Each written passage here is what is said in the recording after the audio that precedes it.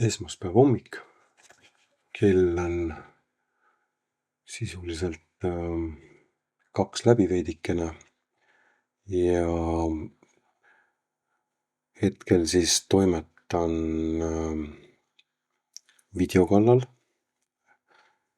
ning täpsemalt siis keeran hetkel värve paika ja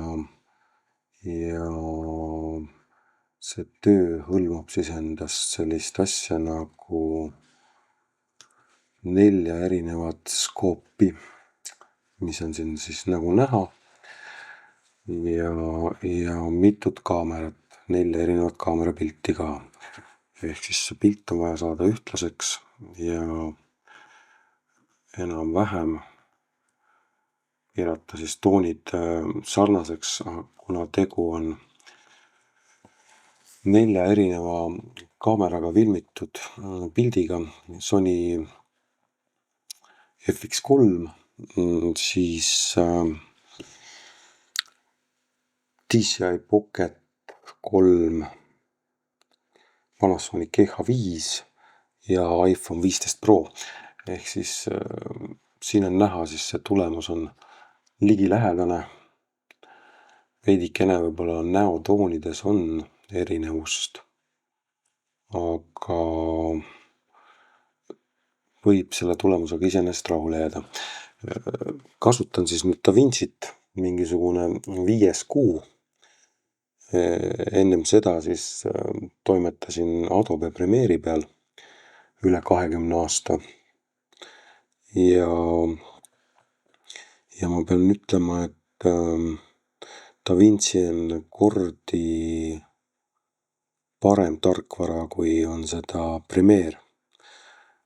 Kuigi Premiere tundus ka mulle kunagi hästi keeruline.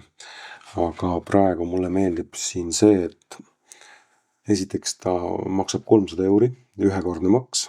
Premiere'il maksad sa iga jumala kuu 80 €. Ja siis on sul see igavene subscribe nagu. Aga siin on nagu, mulle meeldib, et siin on nagu mitu osakonda. On browse, ehk siis sa näed kõik oma faile, mis sul siin asuvad projektis. Siis on siukene koht nagu, kus sa saad teha kiire montaaži, näiteks sotsiaalmeedia jaoks. Siis on siuke koht, kus sa saad 3D-d teha. Ja selle asja nimeks on Fusion. Siis on color, ehk siis värviosakond, mida ma juba näitasin. Hetkel siis kreidin erinevaid kaadreid. Ja siis on siuke asi nagu Fairy Light õigemini. Ja siin on siis kõik audio pool. Nii et sa saad nagu kogu video audio ka ühes tarkvaras ära teha. Ja tunneb ära ilusti ka VST pluginad, kellele ütleb VST midagi, ehk siis muusikaprodutsendid teavad, millega tegu on. Ning delivery, ehk siis saad siit välja viia siis erinevaid videoformaate, audioformaate ja eksportida ka subtiitleid. Täna siis toimetasin ka ise subtiitritega, et korralik AI tugi tõlgib sul näiteks inglise keele korralikult ära, küll aga tekib probleem siis, kui sul on vaja tõlkida mingi ingliskeelne asi eesti keelde, et siis see eesti keel oma käänetega on nagu siuke päris toores, et sa pead päris palju nagu vaeva nägema, et see siis nagu söödavaks teha. Aga jah, mina jään siia hetkel siis nüüd edasi kreidima ja sina võiksid siin kirjutada selles mõttes, et millist videotarkvara sina kasutad videode edimisel. Kas sa teed CapCutis midagi, teed siis Adobe Premiere'is või teed Wondershare Filmoras midagi või siis teed hoopis Final Cutis.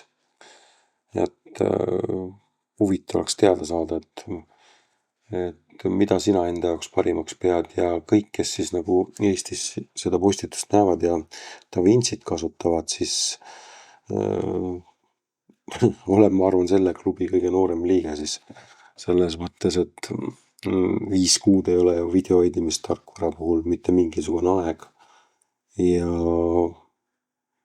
muud ei tahagi täna rääkida, jään siia edasi toimetama ja sulle soovin ilusat algavat nädalat. Tšau!